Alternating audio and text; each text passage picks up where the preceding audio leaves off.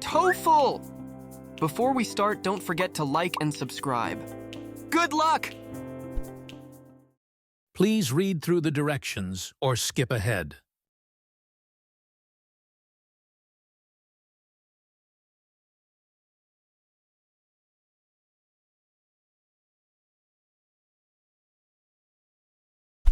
Passage number 1. Listen to a conversation between a student and an academic advisor. Hi, Shelley. I wanted to talk to you about something that's been on my mind. I've been really busy with schoolwork lately, but I also want to make some new friends on campus. It seems like everyone else is out socializing, and I'm feeling a little isolated. How can I balance making friends with staying on top of my studies? Hi, Mark. That's a great question, and I'm glad you came to talk to me about it. It's important to find a balance, and yes, it can be tricky at times.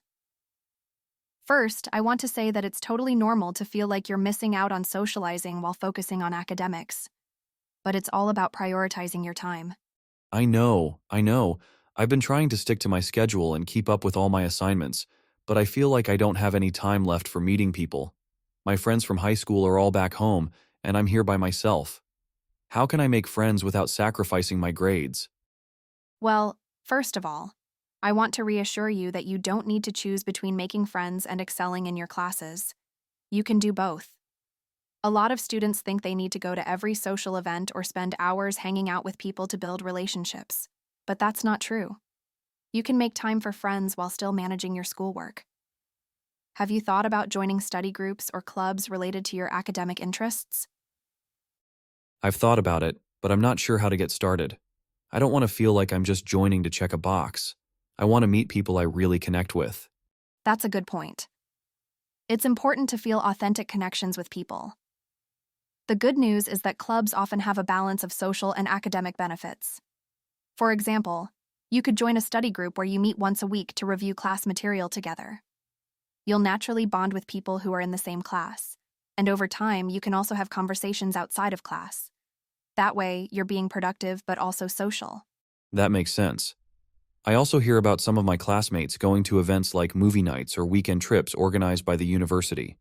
Should I be attending those as well? Or would that take too much time away from my studies? I think attending some of those events could be a great way to meet people, as long as you're mindful of your time. If you have a break or a lighter week, attending a casual event could be a good opportunity to make friends without it impacting your studies. Just remember to plan your study sessions in advance, so you don't end up staying up late to finish assignments. Also, attending social events doesn't always mean spending hours there. You can stop by, meet a few people, and leave when you feel like you've made a connection. That's good advice. So I guess the key is planning, right? If I plan out my time for school, I can also make room for a little socializing. Exactly. Time management is the key to everything. You can have a great social life while still staying on top of your academic responsibilities. Just remember to be patient with yourself and recognize that it takes time to make friends. Don't stress too much if it doesn't happen overnight. Focus on being kind and approachable, and things will fall into place. Thanks, Shelley. I feel better now. I think I'll start by joining that study group I was thinking about. I appreciate your advice. You're welcome, Mark. I'm glad to hear that. Just remember, it's all about balance, and don't hesitate to come see me if you ever need any more advice. Good luck. What is the conversation mainly about?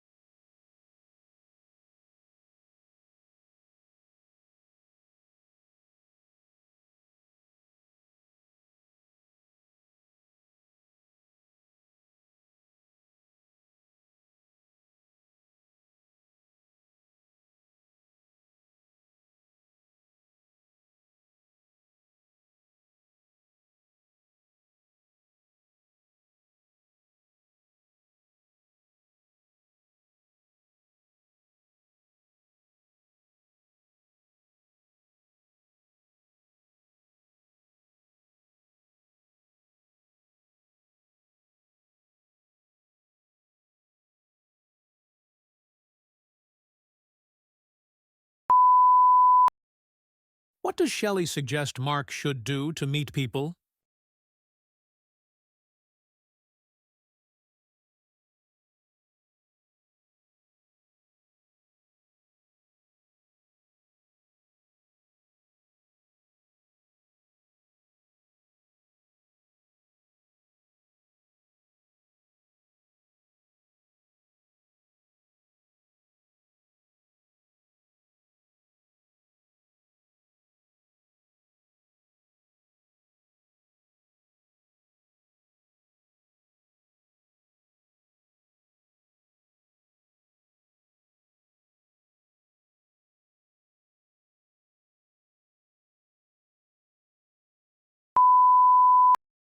What is Mark's main concern regarding making friends on campus?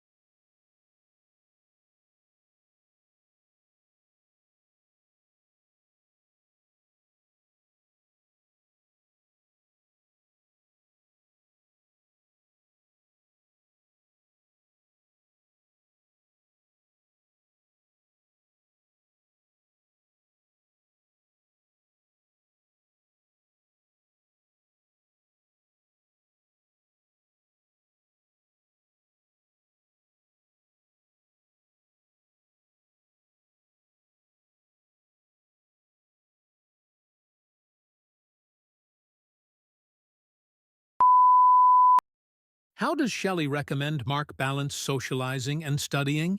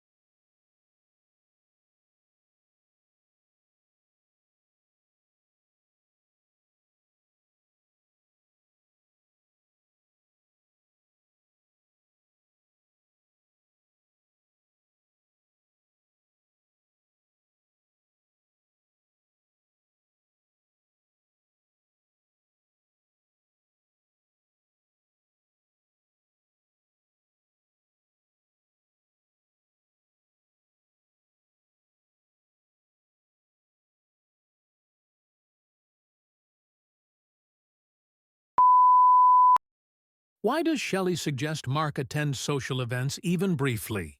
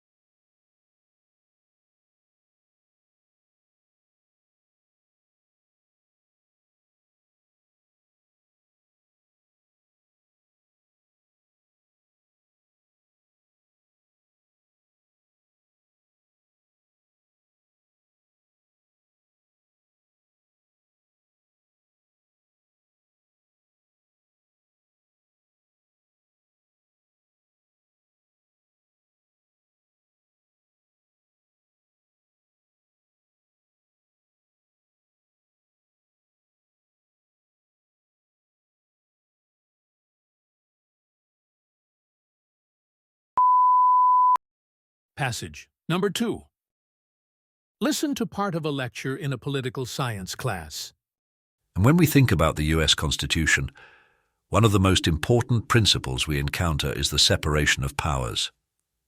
The framers of the Constitution, understanding the dangers of concentrated power, divided the government into 3 branches: the legislative branch, the executive branch, and the judicial branch. Each branch was given distinct powers and responsibilities, and most importantly, they were designed to check each other's powers to prevent any one branch from becoming too powerful.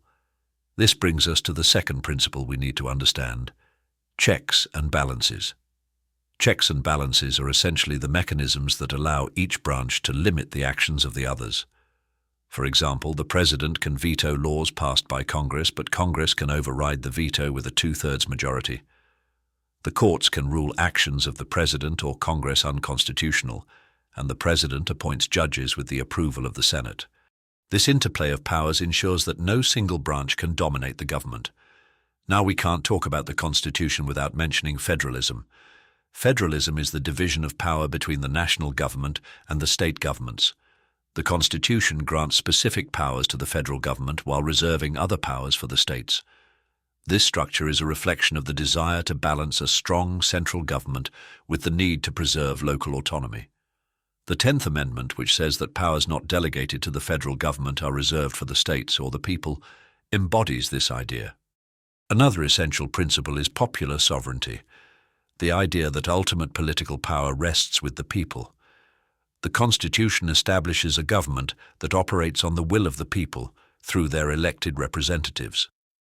It ensures that the government's power is derived from the consent of the governed. Finally, we must touch on the rule of law. This principle asserts that no one, not even the President or Congress, is above the law. All citizens, including government officials, are subject to the same laws. This ensures accountability and helps to protect individual rights. What is the main topic of the lecture?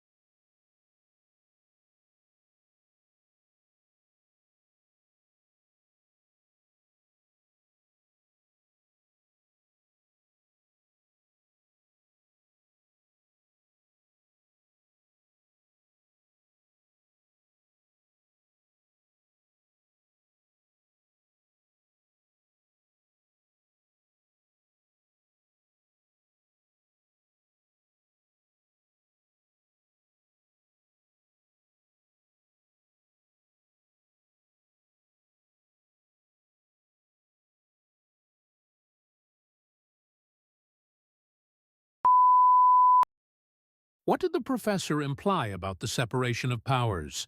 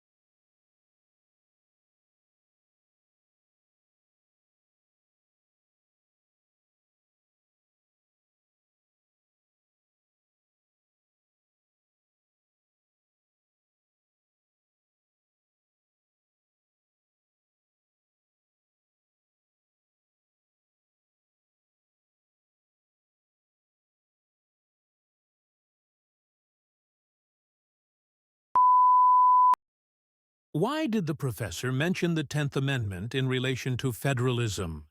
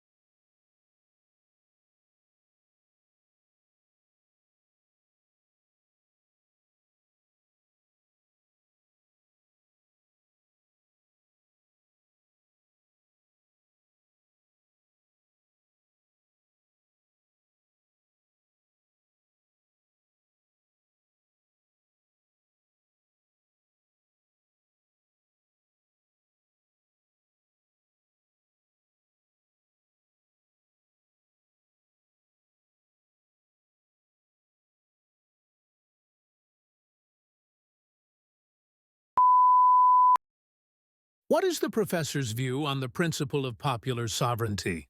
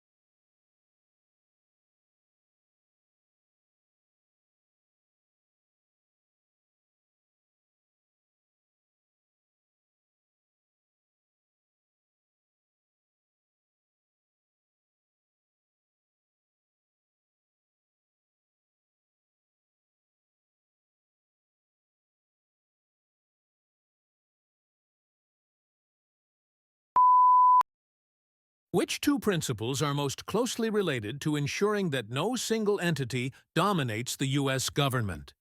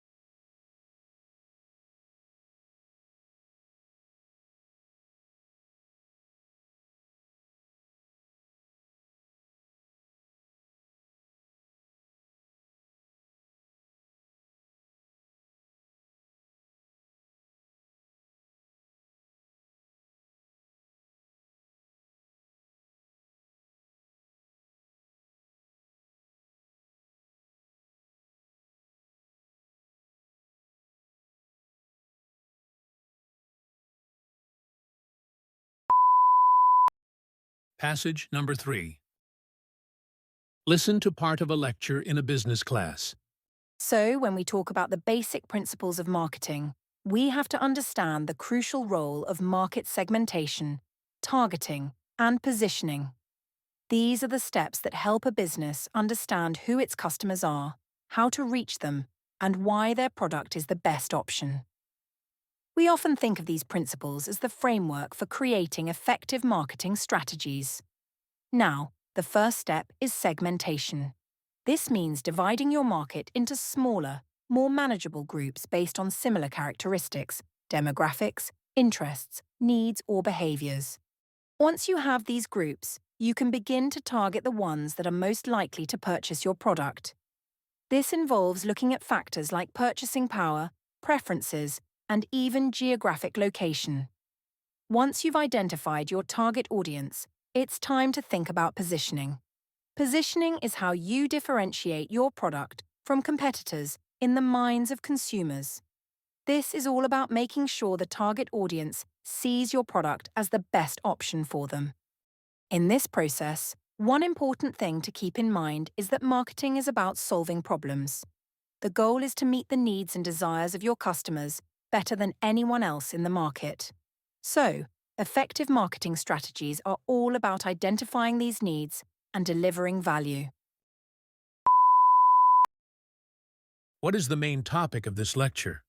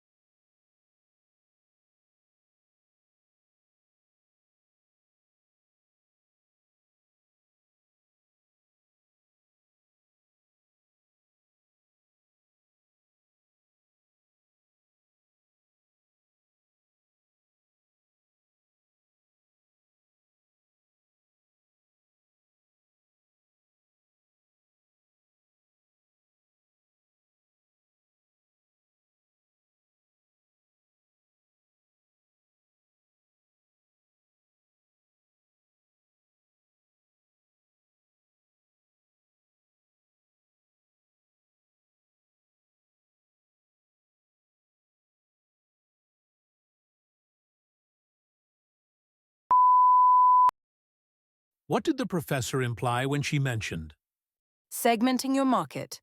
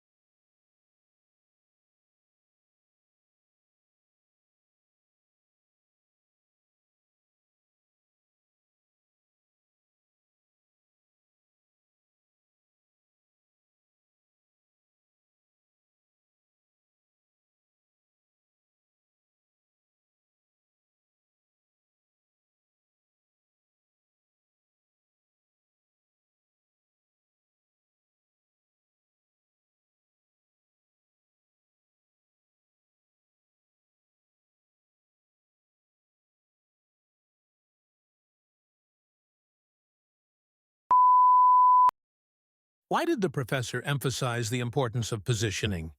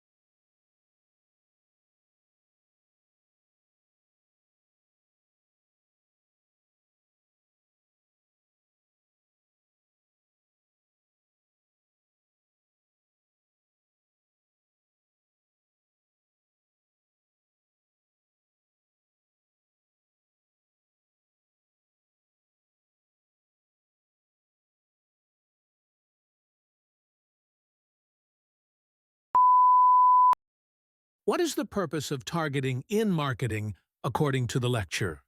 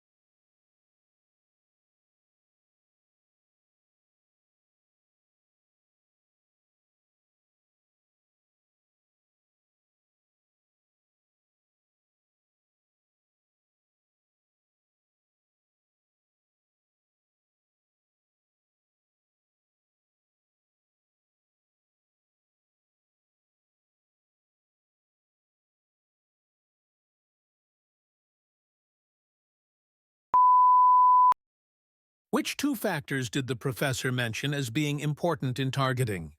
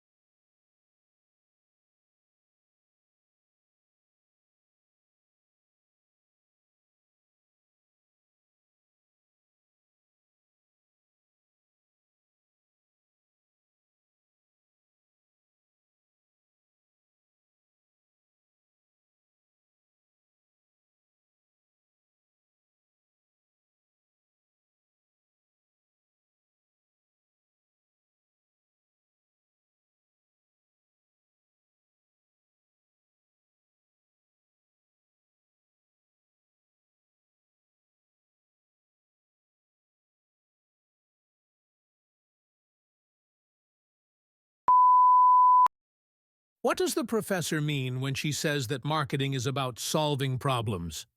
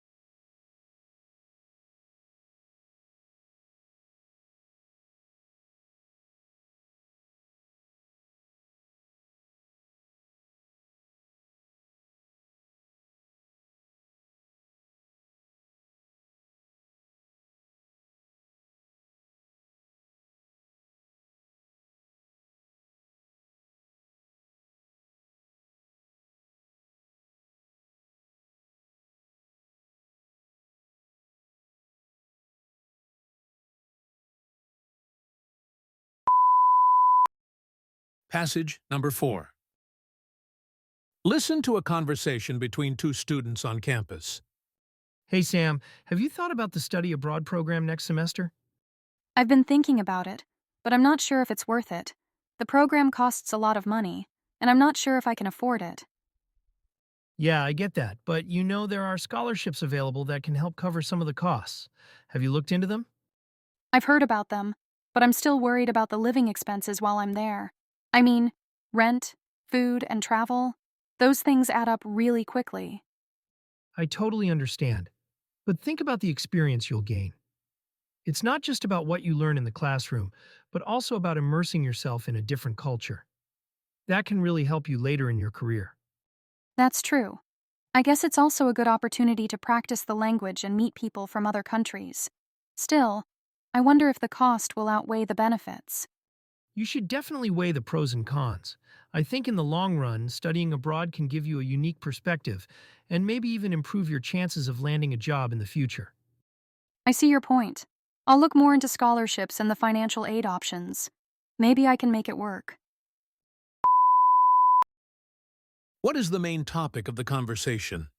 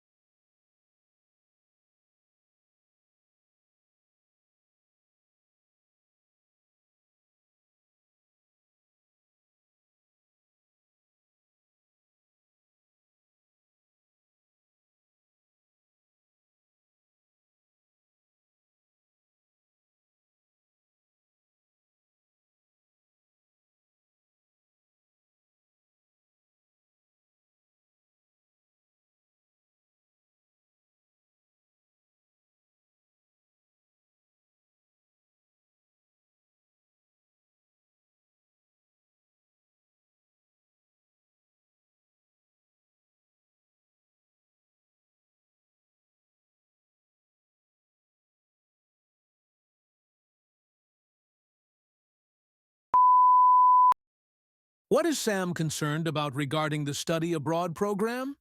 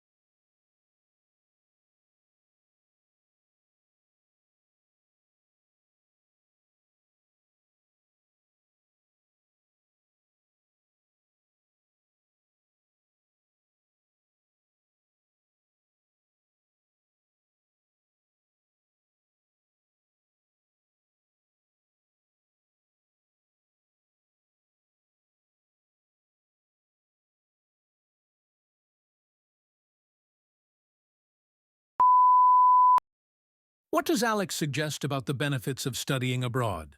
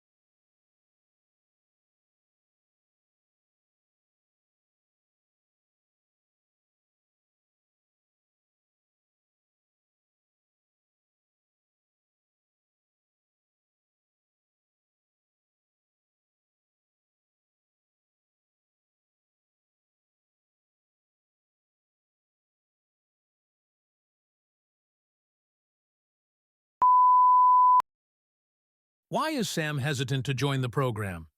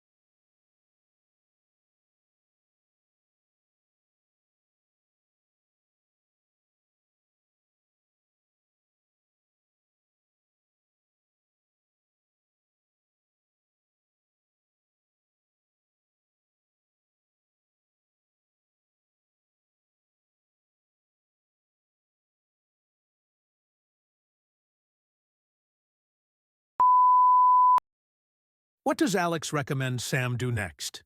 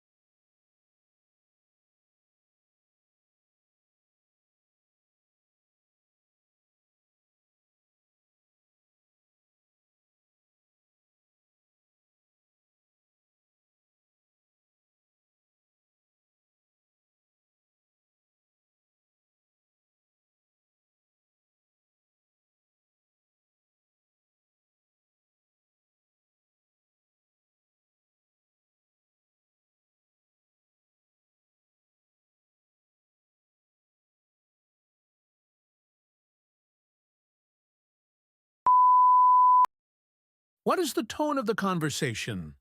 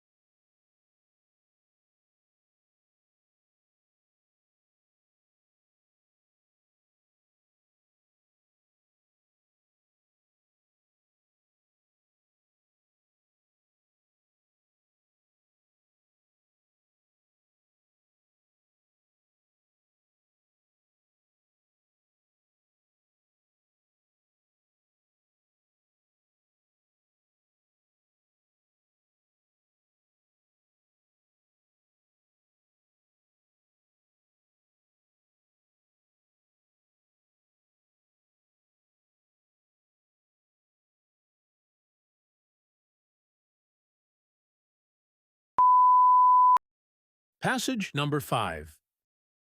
Listen to a conversation between a student and a professor. Good afternoon, Professor Jackson. I wanted to talk about my participation in the class. Of course, James. What's on your mind? I've been thinking about how I can be more engaged in class discussions. I try to participate, but I often find it difficult to jump into the conversations without interrupting others, especially when there's a lot going on. I understand. It can sometimes be challenging to find the right moment to speak up, especially when many students are eager to contribute. What you can do is prepare in advance for class. Review the material before each session and think about how you can relate it to your own experiences or perspectives. This might make you feel more confident about speaking up. That sounds like a good idea. I also noticed that I tend to stay quiet when I don't fully understand something. I'm not sure if I should ask questions during class or if I should wait until after class to ask you. I don't want to hold up the flow of the discussion. It's a common concern. I encourage you to ask questions during class, especially when you're confused about a concept. More often than not, other students probably have the same question. If you're not comfortable asking in front of the class, you can always send me an email after the lecture. But don't hesitate to speak up when something isn't clear. That's how everyone benefits. That makes sense. I also wanted to know if you think my participation in group activities is effective. I know that I sometimes take a back seat when working in teams, and I'm not sure if that's okay. You're definitely not alone in feeling that way. Some students are more comfortable in a group setting than others. However, I've noticed that you contribute to group discussions when you're prompted. The key is to take a more proactive approach. You could suggest ideas or make sure that everyone in your group is heard. Teamwork is all about collaboration, and your input is valuable. I see. I guess I'm just not always sure how to be more assertive in those settings. Do you think it would help if I spoke more directly about my ideas, even if I'm not 100% confident? Absolutely. It's important to express your thoughts even if they're not fully formed. In fact, sometimes it's better to just share them and let the group help you refine your ideas. Being active in the discussion will also help you learn from your peers and help everyone understand different viewpoints. That's really helpful. I think I've been holding myself back a bit. I'll definitely work on being more vocal and prepared. I'm glad to hear that. Just remember, participation isn't just about talking. It's also about listening and responding thoughtfully to others. The more you engage with the material and your classmates, the more confident you'll become. Keep up the good work. Thanks so much for your advice, Professor Jackson. I'll try to do better in the next few weeks. What is the conversation mainly about?